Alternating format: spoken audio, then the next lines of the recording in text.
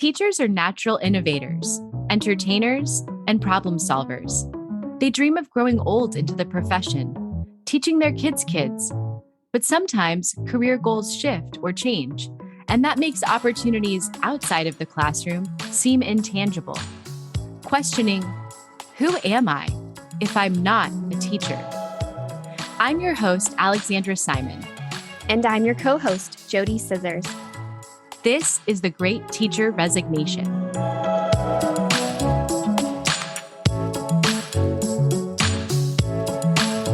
Today we're joined with Camile Lofters. In January, Camile put in her Great Resignation. She is now the photography manager and representative for a school photography company after teaching high school English and journalism, newspaper, and yearbook for 15 years. Her blog, In Literal Color, now focuses on everyday style, motherhood, and life after teaching. Welcome to the show. Thank you so much for having me. Thanks for being here, Camile. We have been observing your content, and I would have to add content creator to your bio too, because you do a really great job on your Instagram. And actually how we got to know you was people were sending us your content. And one of the more popular videos was when you were on your way to tell your principal about not returning next year and that you were leaving the profession. So that is huge. It's oftentimes, there are mixed feelings about it. People are scared, people are relieved. And you wrote on your Instagram, over the last few months, I felt more and more freedom and excitement. Telling my principal early has meant that I am living out this last part of the school year with a lightness I haven't had in years. When I read that, I resonated so much with that because I felt a huge amount of relief once I made that step. I had to build up the courage to do it. But when I did, it was very liberating, and it set up the rest of the year for a lot of wonderful things. Yeah, I really want to hear more about your Great Resignation and when you knew it was time to officially resign.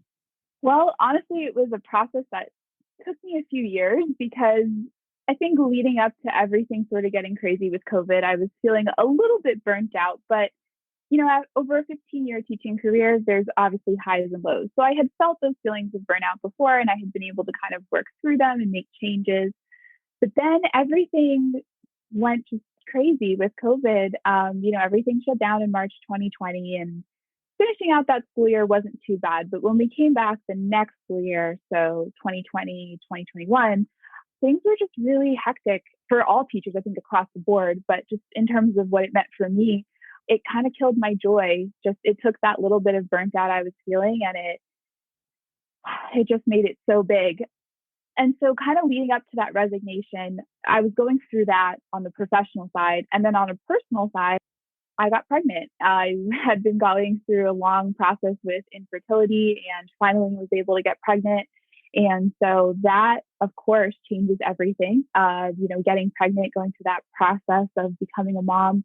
And so I think it just reached a point, actually, so a year before I resigned in January of 2021, I reached a point where I said, you know what, I think I need to start looking for a different path. I don't think I can keep teaching realistically. I've been teaching for 15 years. I'm probably going to have to teach another 20 something years until I reach full retirement. And that just doesn't seem like I can do that anymore. I think I'm reaching that place. So I did. I started looking for other positions and honestly wasn't super successful. It was a very humbling process, I think, to go through just applying to hundreds and hundreds of jobs online and, doing a ton of interviews and lots of second and third and fourth interviews, but it wasn't going anywhere. And so, it got to a point where I said, I went back from maternity leave in October of 2021, and I hadn't found a job by that point. I'd been looking so around 10 months.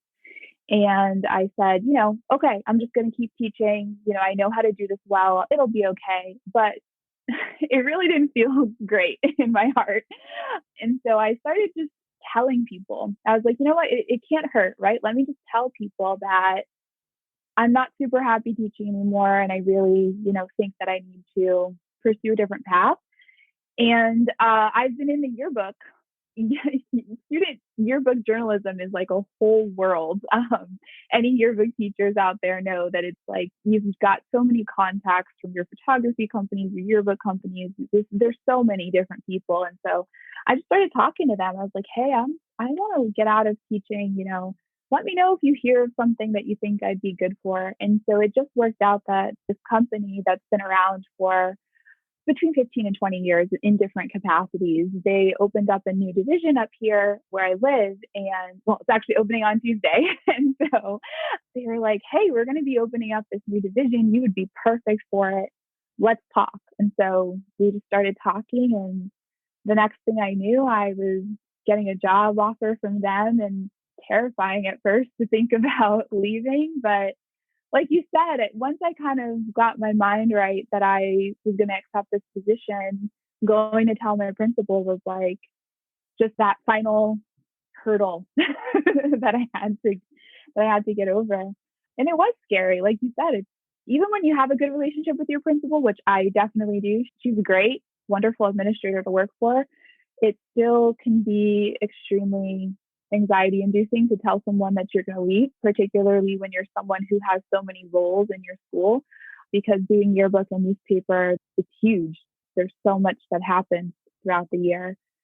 So luckily she was extremely kind. I mean, didn't think that she wouldn't be, but it just, it had a lot of, I was nervous, but she was very kind, and we talked about it. And once I told her, that was it, the weight kind of lifted. And then, like you said, I just had that second half of the school year to prepare. And so that's really what inspired me to write that caption, because like I was able to look at teaching and to look at those final months as something where it's like, oh, this is going to be my last time doing this project. So let's make it great. This is going to be this is the last essay I'm going to grade, just like little things like that I hate. I don't love grading essays. I don't know any teacher that does, but I was able to look at it with a different lightness, a different perspective. So that's not to say it was all sunshine and rainbows, but it certainly was very different. Having told her early, I guess, is the point. Yeah. And I know, JoDee, you've talked about how you were able to tell your school earlier in the year also, and then kind of let go of things that you no longer needed to take on, and pass the torch along to other educators to take on those responsibilities. I agree with like the lightness that you feel. It's also challenging though. Teachers that do these extracurriculars or these extras like yearbook and newspaper, I did speech and debate. That's a real passion of ours. And we love the students that we're supporting and the jobs that we're doing that are extra. And we definitely don't get paid the amount of time that we put into them. But what I love about your story is that extra stuff helped you get your next job. And I think that there's a lot to be said for leveraging those skills that we develop. So we have our teacher brain and we do all these amazing things in the classroom, but we also support a lot of things outside of the classroom. So you may have a yearbook class. I'm not sure if you did, or it just might be an after school activity, but that gives teachers the opportunity to learn a lot of other valuable skills besides classroom teaching. So I was wondering if you might be able to tell us a little bit about how sponsoring yearbook, teaching English and journalism prepared you for the management position that you're in. Yeah. I mean, you're absolutely right. I mean, running newspaper and yearbook is very similar to running a small business, except your employees are students and they've got 6 other classes. In my case, yearbook and newspaper are each their own class. And so having learned, I spent 15 years before I did newspaper and yearbook. I actually did literary magazine and online news at my old school. So truly doing journalism has been a part of my career almost since the very beginning.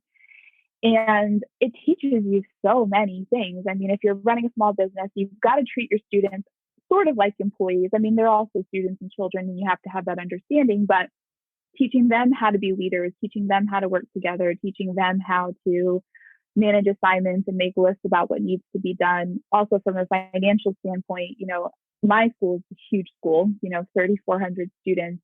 Our yearbook is about $95,000 all said and done, and that's a significant amount of money that I am overseeing and handling and making sure everything is the way that it's supposed to. also just in terms of other skills, I mean, everything from the way that we make the book. So learning InDesign and learning, in my case, I actually came in with a photography background. I've done photography on my own professionally since 2008, but just honing those skills even more than I already had. Writing skills, obviously. I majored in creative writing in college, so it gave me an opportunity to use those writing skills and help my students with editing. And so I think all of those, managerial skills were really important because I had that unique perspective. And then also just in terms of networking, when you are a journalism teacher, you often go to these conferences and conventions with other journalism teachers, and you're constantly talking with them and networking with them. And so I think that was a big piece as well, because part of my new position is not only managing the staff at the photography studios. I manage the employees, that take the photographers that take the photos. I manage the customer service reps, all of those people, but I also manage the relationships between our company and schools. So helping, my fellow yearbook teachers, helping administrators, helping, students get their photography needs met. So whether that's underclass photos, senior photos, event photos, all of that kind of stuff. And so knowing what it's like on the back end to be the yearbook teacher and what I need really helps me in my new role, because I know exactly what that yearbook teacher needs. And I know exactly where they're coming from when they ask for something that might seem ridiculous to someone else. So that's been really nice. It really helped me get my position now, because as the owner of the company said, he's like, I can't find you anywhere else. There isn't a lot of people who have your exact skill set, who have the teacher side, who have the photography side, who have the yearbook side, all of that. And then on top of that, I worked retail all through college and was always like an assistant manager. And I even used to work part-time while I was teaching still at a retail store, just because teachers always need a second and third and fourth job. You're right. You are the right fit. Like, I can't think of a better candidate for the role that you're in now. And on top of the skills that come with it, you mentioned, the yearbook in the end is $95K. And something that I wish someone would have told me when I was applying for jobs was there are questions about budgets. Have you managed a budget? And the first time someone asked me that, I really didn't know how to answer that question. And so I had to go back to school and think, well, when am I engaged in budget decision making? How much is this budget that I have helped plan for, to be able to share that information? Because when you go into the corporate world or the private sector, you become part of the budget conversation.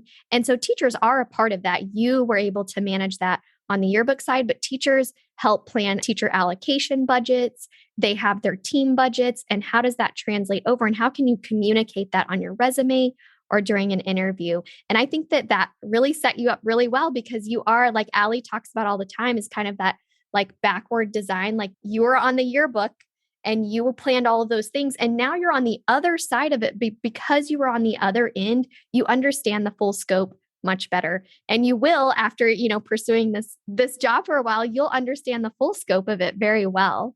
Yeah, I really like how you were able to take all the things that you were already doing and bring them into your new role. But one of the other things that we were interested in talking to you about is your social media presence. And with over 12,000 followers on Instagram, for teachers that might be interested in building a social media community, I was wondering if you could share some tips for them.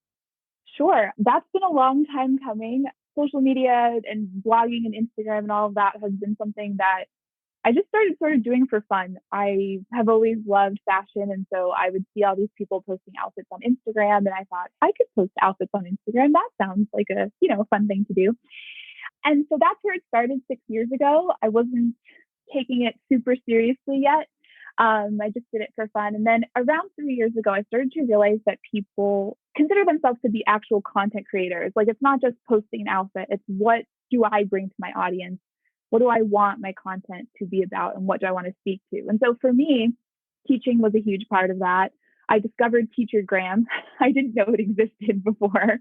And so discovering Teachergram was huge, because I was like, oh, okay, there's so many teachers out there creating content about the classroom, and it's resonating with other teachers. And then, I've always just posted lifestyle content about things that I'm passionate about. And actually at the time, travel was my other big content pillar. So picking 3 things that I could focus on. So I used to focus on teaching, style, and travel.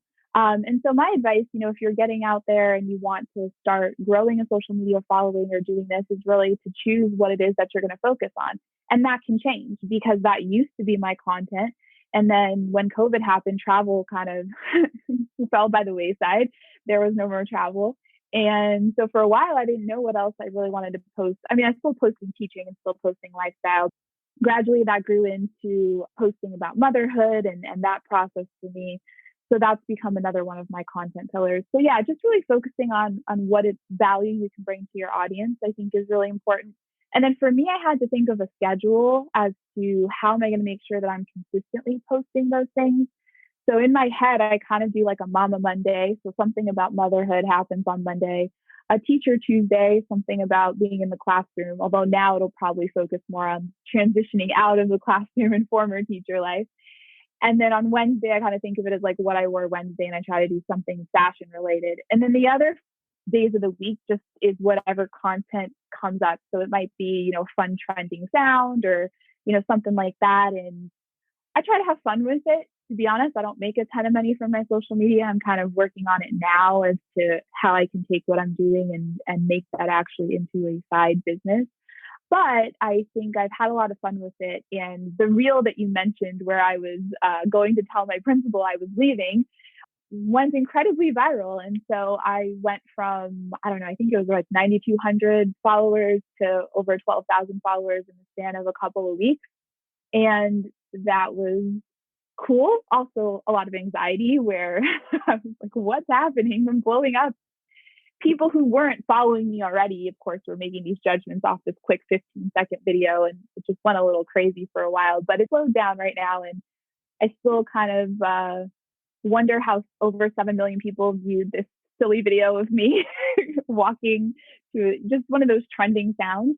But yeah, I mean, if you're looking to grow on social media, Reels has been a big part of that, finding trending audio, just making things that feel authentic and feel important to me. I mean, I think that's kind of, been my strength, is I just am who I am online. I mean, of course it's edited and I don't share everything, but I try to be as authentic as I can and share good things and bad things. And my struggle with infertility, for example, was a big thing that a lot of people resonated with. And so that's how I just try to be myself if I can. You touch on motherhood, you touch on school safety, you touch on trending topics. So it's super relatable, and you do a really great job with your content, and you documenting your transition. I think that's going to be really helpful to a lot of people who are having reservations, but you documenting that, I'm sure, will be very supportive to others. Yeah, thank you so much. Yeah, I think that already I've seen people sort of message me and say like, oh my gosh, thank you for saying that, this has been good for you. I want to leave. I don't know how. So that's definitely started. So I'm sure it'll continue as I, like you said, document that transition a little bit more and open up on how it's going. Yeah, I really love following you, and I couldn't agree more. I was actually had written down to say you're so authentic, and you already said it, but that's what I think makes people connect, is authenticity and being real and being down to earth. And I really feel like that's the conversation that we've had today, was hearing about your story. And I'm excited to follow you and see how this transition goes. I hope our listeners will too. So if you're interested in following Camile, you can follow her on Instagram at inliteralcolor and check out her blog, inliteralcolor.com. Hi, Ari. Are you going to have a birthday? Happy birthday, Ari. Birthday. Should we do it on like the count of 3? Should we say happy birthday? Okay. One, two, 3. Okay. Happy birthday, Ari. Happy birthday, Ari.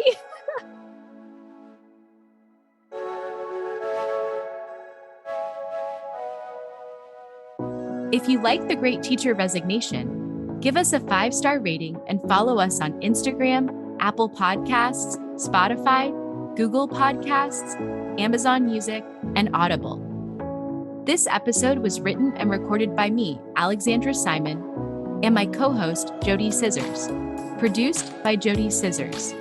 Original music, Emoji, by TubeBacker. Special thanks to our sponsor, Paper Planes Ed.